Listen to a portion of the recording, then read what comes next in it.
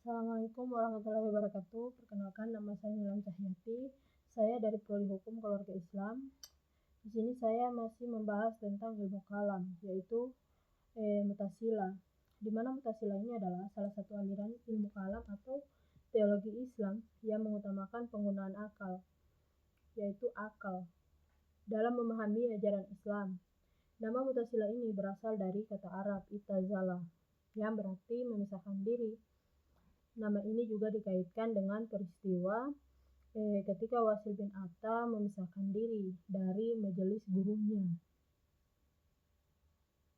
yaitu Hasan al-Basri, karena perbedaan pendapat mengenai status seorang muslim yang melakukan dosa besar.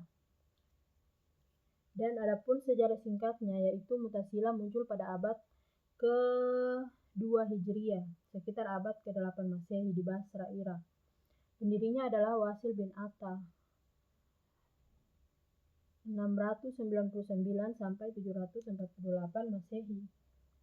Dan beberapa tokoh penting lainnya, yaitu Umar bin Ubaid, Abu al-Hudzail al-Alaf, al-Jahiz, al-Qadi, Abdul al-Jabbar. Aliran ini berkembang pesat pada masa pemerintahan Al-Ma'mun karena mendapat dukungan dari pemerintah.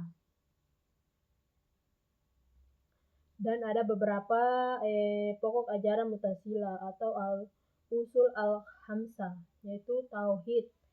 Yang kita ketahui, tauhid ini adalah keesaan Allah, di mana Mu'tazilah sangat menekankan keesaan Allah. Mereka berpendapat bahwa sifat-sifat Allah tidak berdiri sendiri agar tidak mengurangi keesaannya. Al-adil, yaitu keadilan Allah. Allah Maha Adil dan tidak memungkinkan berbuat zalim. Manusia memiliki kebebasan memilih sehingga bertanggung jawab atas segala perbuatannya. Ketiga, al-wa'ad wa al-wa'id, yaitu janji dan ancaman. Allah pasti menepati janjinya kepada orang yang taat dan ancamannya kepada orang yang berbuat dosa apabila dia tidak bertobat.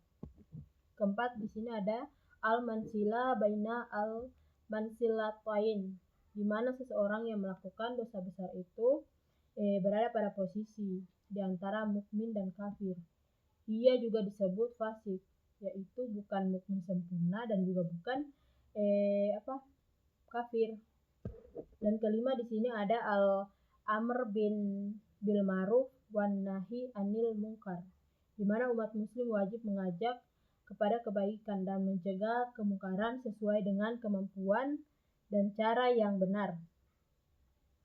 Ciri-ciri Mu'tazilah, di mana Mu'tazilah ini mengutamakan akal dalam memahami ajaran agama dan tetap menggunakan Al-Quran dan hadis sebagai sumber utama.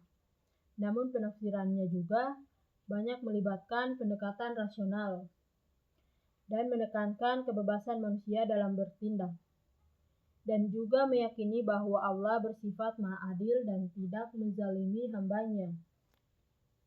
Dan kelebihan Mu'tazilah, mendorong berkembangnya pemikiran rasional dalam Islam, berperan dalam perkembangan ilmu kalam dan filsafat Islam, menumbuhkan tradisi berpikir kritis dan ilmiah.